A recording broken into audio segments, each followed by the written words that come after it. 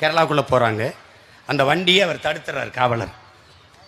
சோதிக்கும் போது பிளாஸ்டிக் போத்தல் இருக்குது, தண்ணி போத்தல் எடுத்து வச்சுக்கிறார். 5 போத்தல்னு எண்ணி வச்சுக்கிறார்.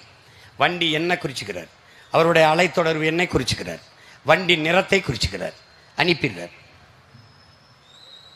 திருப்பி அவர் 2 நாள் கழித்து அவர் திரும்பி வர்றார். நள்ளிரவில் வர்றார். வரும்போது இவரை மறித்து அந்த போத்தலை எடுத்து வச்சு இந்த வண்டி எண்ணெய் குறித்து இந்த வண்டியின் நிறத்தை எழுதிய காவலர் அல்ல அவர், வேற ஒரு காவலர் மறிக்கிறார். மறித்து வண்டி எண்ணெய் பார்க்கிறார். நில், இது ஒன்று தானே, கொண்டு போ. ஏன்னா அந்த காவலர் இந்த காவலருக்கு இந்த பொறுப்பை கடமை உணர்வோடு கடத்தி அந்த வண்டி வரும்போது அந்த எண்ணு வரும்போது சரியாக நிறுத்தி இந்த போத்தலை நாட்டு கொண்டு போ, இங்கே கூடாதுன்றான். அதனால தான் அது கடவுளின் தேசமாக கேரளா இருக்கிறது.